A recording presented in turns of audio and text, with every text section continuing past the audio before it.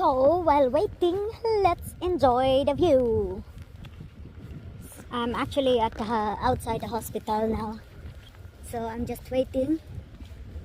I don't know how long I have to wait. So, for me not to get bored, I will be walking around and show you the view here. And now it's not that so good kasi it's still winter. And of course, there is no green flowers to see, but just the mountain there at the front, and see what else we can find. So I'll just keep walking around, just cross the road.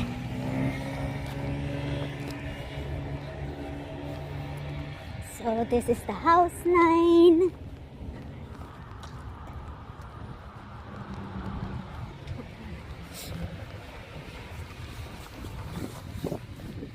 This is a really big hospital. So wait, I think I have to close my jacket. Moment. You have to be there. It's a bit cold, so I have to close my coat. So, there. We're going up here.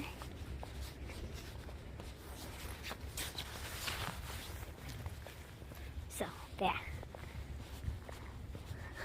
So, actually, I was here for 1 month. Doing a holiday. Holiday in the hospital. O, diba? Social. Ang kaibahan lang, ang nagsiserve sa'yo is mga nurse. Pero para kang nasa holiday kasi may sarili kang room, may sarili kang TV. You have all your gadgets that you want. Gising ka sa umaga, magwo-walking. Pagkatapos ng walking, kung ano yung gagawin, kung ano-ano lang. Tapos mag-exercise, kakain na naman. O, diba? Ganun kasarap ang buhay. Yun yung expectation ng iba. Pero hindi talaga yun yung totoong nangyayari, diba? So, ayan. Eto, dito ako tumatambay. Before. Kasi meron siya dong kubo. Tapos may mga plants. Minsan may bulaklak. Yun yung kubo dun sa... Hindi naman... Parang anong tawag dyan? Diba? Wala kasing halaman ngayon. Kasi mga tuyot pa. Kaya hindi siya ganun kaganda. So, paikot-ikot lang ako dito. Ayan. Dito lang ako iikot. Hihintayin ko dito yung anak ko. Kasi pumupunta siya lagi. So, ayan, dito lang. Ayan, ganyan lang dito. Ang ganda-ganda lang niya. Parang park lang. Diba? Meron pa din yung con a little bit ding. Ay.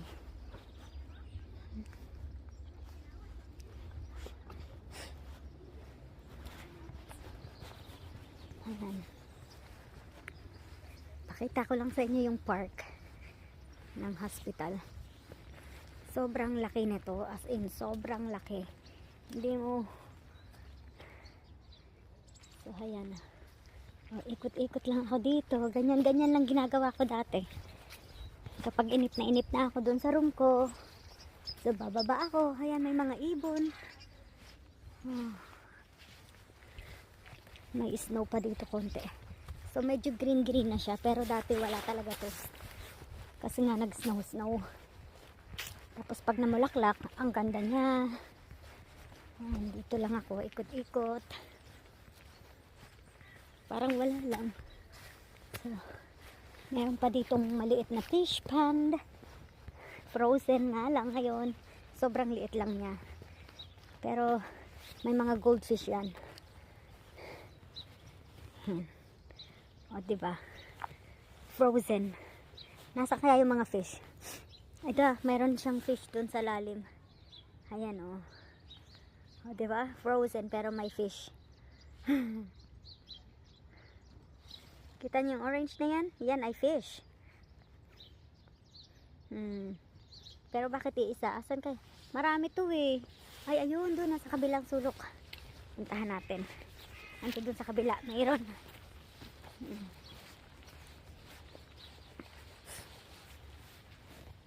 So, ayan sila, oh. Ayan, oh. Ayan sa ilalim. Hindi masyado makita kasi covered ng ice. Pero may mga isda dyan. Grabe, frozen. Pero yung isda lumalangoy, di ba? Hanap tayo ng isda para makita nyo. Bakit wala? Bakit kayo nasa ilalim? Nasa ilalim yung mga fish eh. Meron namang part na hindi frozen pero hindi sila doon nagstay. Yan, hayan. Daming ibon. Diba? Frozen na frozen siya. Kalamig. Kawawa naman yung mga fish. Sobrang lamig sigurado. Ay, may ibon. Black sparrow.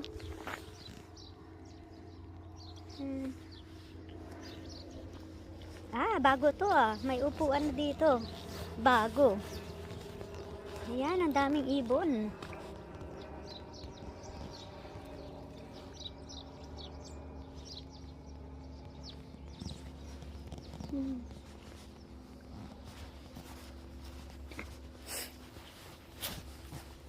So, ayan ang mga ibon. Malayang lumilipad. Ayan, kumakain siya. Yun. Ayan, may kaka-flower na. Malapit na siya magka-flower ulit. Ang ganda nito pag nag-flower. So, ewan ko kung ano to. What is this for? Wala to dati. Wala lang.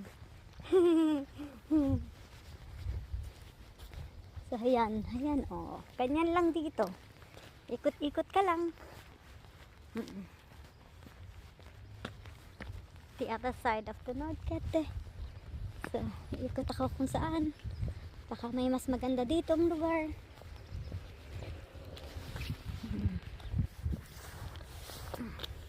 So, house 1 pupunta sa kaliwa. House 5 diretso, 6 and 7 diretso. Maganda din dun. Mayroon dong bakery. Pag nagugutom, dun ako kumakain. Pag gusto kong bumili lang. Pero syempre,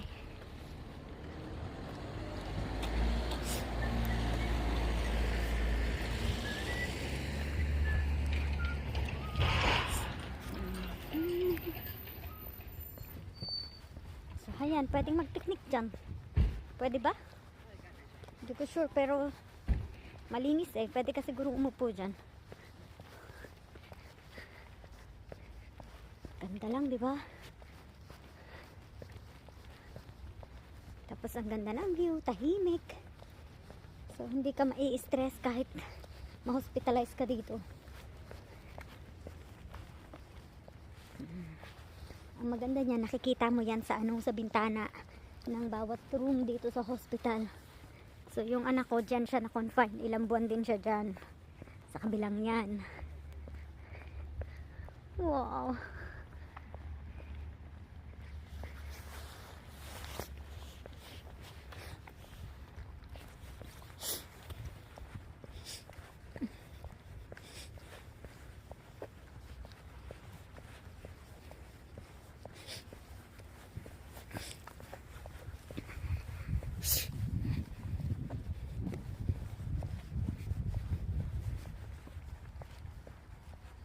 So, ganda-ganda.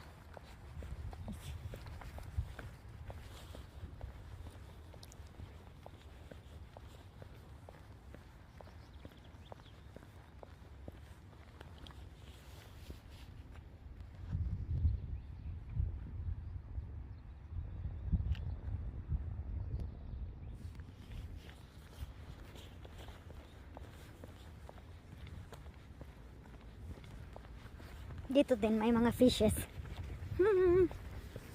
mas malaki to ng konti. So, mas marami yung fish dito. Tsaka hindi siya frozen. Ayan. Kita ba ang fish?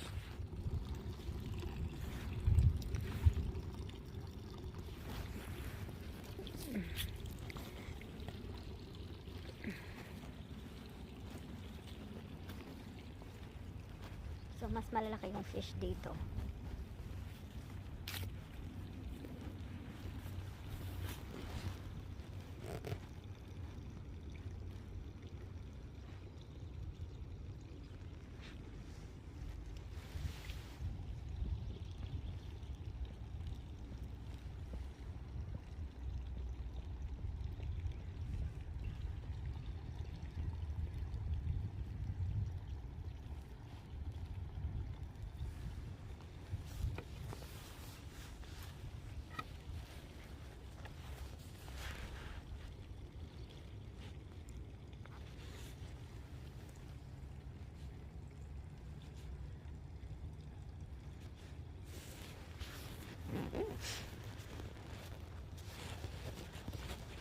So, lipat na ulit tayo.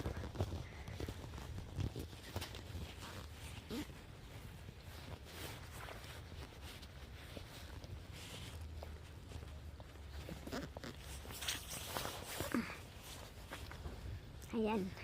Ito, ibig sabihin nito, don't feed us. Thank you for understanding.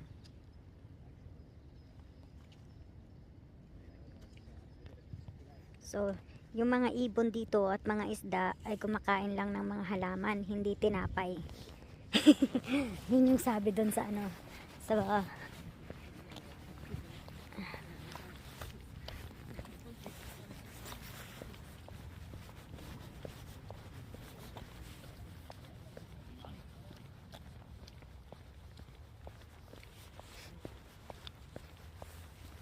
So, diba? Ang ganda-ganda dito. Ayan, may playground ng mga bata na naman.